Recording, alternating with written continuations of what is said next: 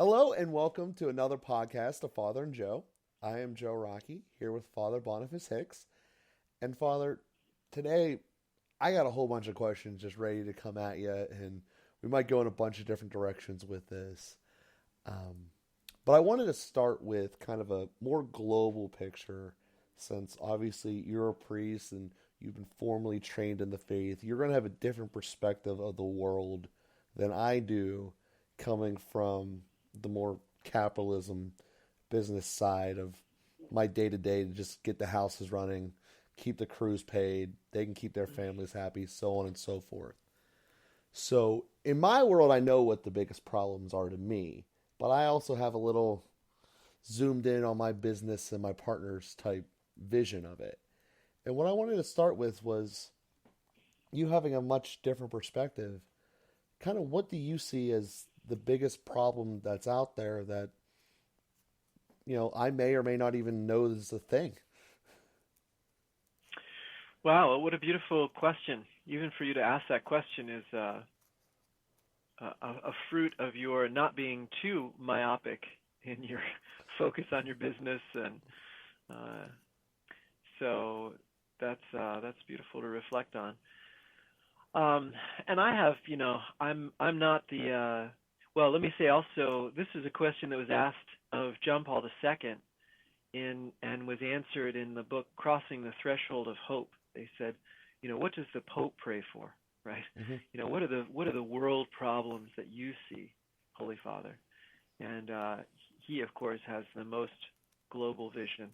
I'm Sure. still somewhat provincial, somewhat regional, because I spend a lot of my day with people in this area, and I get a interesting cross section of people that I meet with for spiritual direction.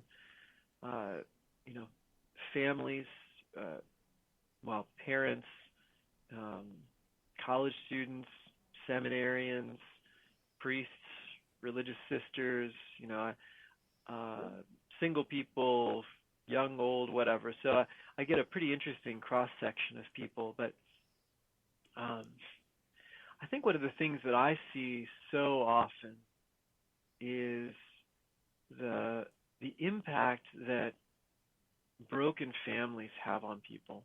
And our society is really good at producing broken families. Hmm. And it's really interesting. I've become more and more convicted about this, and I think that we focus a lot on in the church on abortion, and rightly so, Hmm. because killing innocent children is obviously only creating more problems, not solving any problems. But something that we seem to pay no attention to is no fault divorce. And it's really a modern concept. No fault divorce is a product of whatever, the 50s or something. I mean, it's fairly recent, and it kind of just happened and nobody paid attention. Or we get very focused on gay marriage or even on contraception, but don't pay a lot of attention to no fault divorce. And I don't want to step too deeply into that danger zone, because certainly having the opportunity, I mean, having marriages that are broken and abusive are another problem, Hmm. and no fault divorce was an attempt to address that, although a big club to handle a not as big problem, and it's created a lot more problems. To come back to the point, a lot of the struggles I see, and some of the hardest ones to overcome, come from broken families, from not having fathers and mothers who love each other and know how to love their children. Even to take a step back from divorced families, even when families stay together, but there isn't a father or there isn't a mother who really knows how to love their children, that their own issues, we were talking about emotions in the last podcast, but where father's anger becomes the regular emotion expressed against Junior. And it just causes so many uh, issues that then get passed on and passed on and passed on. We talk about generational sin, for example, uh, alcoholism and addictions. And now, I should say, another, probably the most prominent problem that I see in the confessional and just so universally is pornography. Mm-hmm. So much pornography and the well the capital from pornography is greater than all four major sports combined. You know, Really? billions of dollars of revenue from pornography. Billions and billions of dollars of revenue from pornography.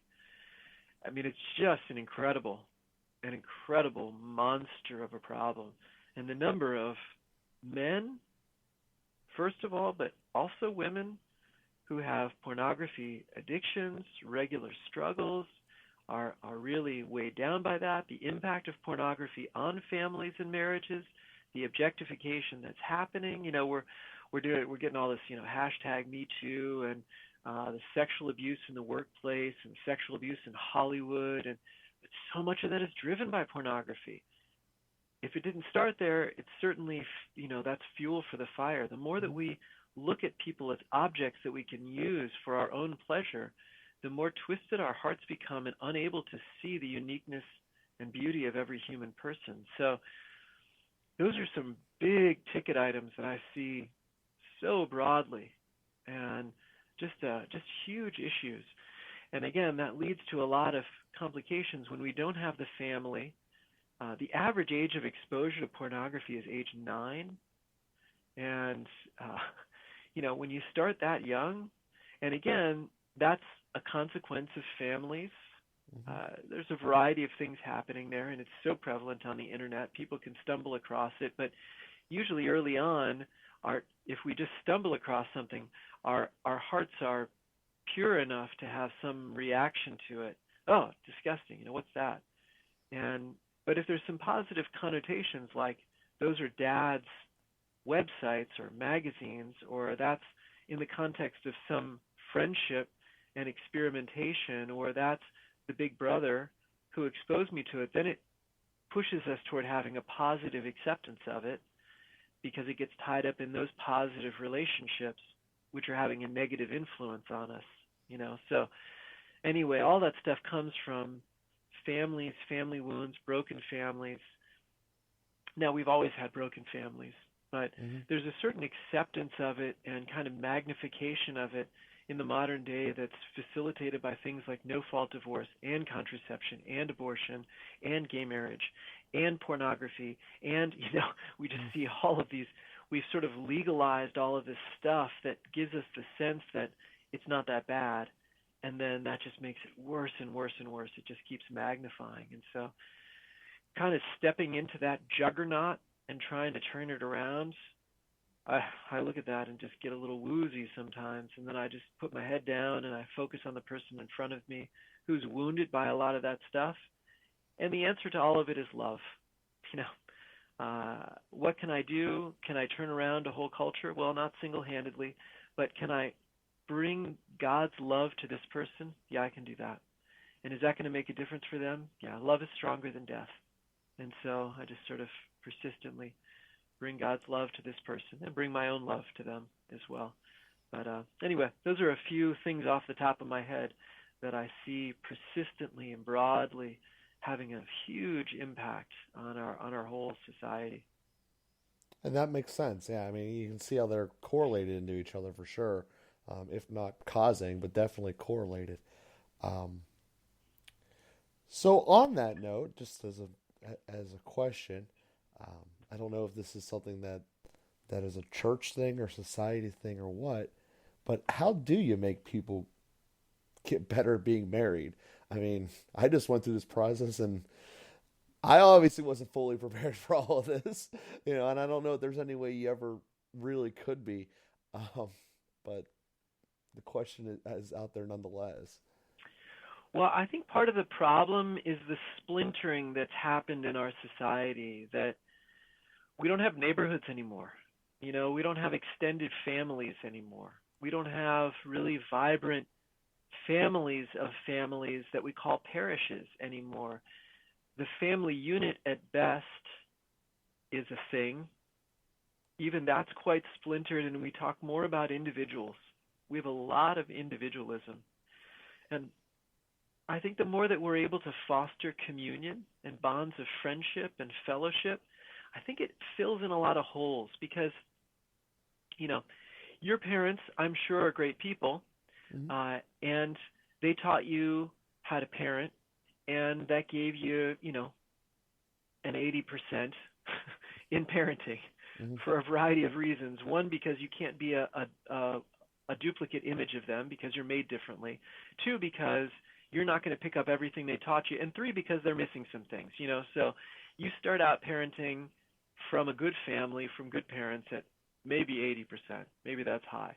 And then what's going to fill that out? Where are you going to learn the rest of it? Well, if you had a good family, a good friendship network, and you have other young couples, and you talk to young couples and you learn from them, and then you have a priest that you can talk to on a podcast, and you learn from him, and then you have a parish that you're drawing from, and you have an extended family, and you've got an uncle and a grandma and then you're kind of filling in a lot of those empty spaces, places where maybe you've been wounded or you didn't learn as well, and you're kind of filling in the whole picture better to get yourself up to 90 or 95% in your parenting.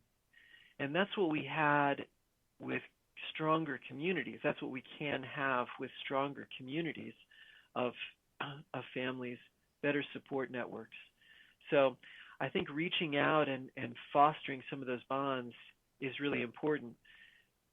What we are losing geographically, like we used to have a neighborhood and you actually knew your neighbors, Hmm. that's still a possibility. I'm not ruling that out. But if we're being spread out more virtually, okay, well, let's use the virtual for a good purpose. Just like you and I are doing. We've had almost none of these conversations in person. Yeah. We've done a lot of this over video camera, over a video cast. So let's use the technology for good purpose and build bonds of friendships. Let's develop our extended families. Let's keep in touch with our college roommates or whatever it is to really support each other in the struggles that we have. And I think it's a way to address uh, some of the problems. I mentioned Archbishop Chaput's book a couple of times, Strangers in a Strange Land. And a friend of mine who is really fostering Christian community among young people in a volunteer organization called the Culture Project, she's really found that community is a response to a lot of the problems that we're facing. And she's thinking about writing a follow-up book called Strangers No More. And how do we not be strangers in a strange land? By creating a new homeland in which we're not strangers because we're known, because we have community, because we have friendships and communal, communities that we're forming, especially around the great bond of faith and the love that comes from faith. And then we stop being strangers, individuals, isolated, and we can really learn from each other, support each other, build on what we can offer each other. Okay. Well, one of my questions I have here coming off to this was, I guess it's going along the same lines, um, is when should people get married? Because we see all these stats that people are getting married later and later in life. Um, you know, when should you? Um, yeah, I think it's a question of maturity, and I answer that question. I work with young people who are asking that question and looking at the possibility of marriage, and it's going to be different in different cases. And I think primarily a question of maturity. Now, there needs to be a little bit of financial stability. Uh, getting married in college is going to raise its own questions. It's certainly not an impossibility. I used to kind of frown on wedding rings because I thought, well, what does a diamond mean? But if you can't afford an engagement ring, then maybe you can't afford to be married. Mm-hmm. If you can't if you can't save enough to actually make a substantial contribution like that to your beloved, then maybe, we need to look at where the job situation is and why that's the case. So there's something about financial stability that matters. Again, it's not a sole criterion. There are certainly poor people who get married, Sure. and there are beautiful things that happen from that. Um, so I think the emotional stability and readiness to make a commitment also matters. That you need to be able to comprehend a lifelong commitment and be ready to take that on. And if you don't comprehend that, if there isn't a little bit of trepidation there, I'm wondering whether it's really sinking in or not. Um, so I think the families also are an important consideration. You can say, well, our families aren't the ones getting married. Susie and I are the ones getting married. Well, yes, but really two families are getting married in you, Mm-hmm. and so it's not the sole criterion, and there can be some naysayers or some difficulties or some things that still need to be resolved. But you want to have a good relationship between the families, and do your best to make sure that they're on board. Um, Obviously, the discernment in the marriage preparation time. There are some good surveys about whether you've talked through all the issues and you're sufficiently on the same page about how you're going to raise children and manage finances, and somebody's going to stay at home, somebody's going to have a career, who's going to stay at home when the children are sick. A lot of real simple questions, but are really important for making sure that two people are on the same page, that they at least have the communication skills to work things out when they come up, or that they're already substantially of one mind and one heart to be able to move forward together. So making sure that that communion is really there. But having said that, my brother got married to his wife less than a year after they met. Mm-hmm. They have a wonderful marriage of however many years it's been, 20 some years, and beautiful marriage. I know another couple that, had their first connection through online dating September 15th, got married August 15th. Beautiful marriage. Oh, just beautiful people. And I often say to people, you don't need to have everything all lined up. If you both really love Jesus, if you're both really able to make a commitment, there needs to be real love there, Mm-hmm. and a real openness to love also, and then you can work out a lot of things on the go, But so anyway, that's a way of not really giving an answer to your question and saying there are a lot of factors that need to be brought in, and so people should have some help asking and answering that question. Help from family, help from friends, help from priests, help from, whatever, marriage prep. I like the marriage preps that match couples up with married couples, mature married couples. I think that's a great like-to-like ministry that's Mm-hmm. really important. So anyway, just a few thoughts. Yeah, one of the things you said in there, I kind of think might be lurking in the background of all the original problems you said there up front, which was the maturity aspect of it. Because I'm noticing that a lot on my side of the world, that seems to be lacking more and more. And I don't know how you address that. Um, how do you address that? How do you fix that issue? Because it seems to be that's a flowing theme with everything else you went through there. Yeah. Well, one definition of maturity that I think of is the capacity to delay gratification. And we develop that capacity by doing it. So dying to ourselves, not indulging our impulses. That goes back to your question from the last podcast about emotions. When we're two, it's okay for us to say, but I want it. And then to morph that into, but I need it. No, you don't. And you're going to be just fine. Now, there's a lot of indulgence that's happened, a lot of self-indulgence, a lot of indulgence from parents. And part of that is the same, going back to the same problem that when you have broken families, I mean, God bless single mothers and single fathers, but there's only so much of you to go around. And when you can't deal with your children because they're throwing a tantrum, you give them what they want, and that doesn't develop maturity. Again, that's a simplification. I know that those situations are complex, but that's just one pattern that happens, and then people don't develop the maturity of delaying gratification. They don't develop virtue. They don't develop the virtue of temperance and fortitude and prudence, justice. So they don't develop those cardinal virtues. And then how do you develop that? Well, again, by doing it. And there's no way to rush that process. There's no pill that you can take that's going to suddenly prepare the maturity that you need to be married. And that's where somebody also may have to make the hard statement and say, you don't have the maturity to get married.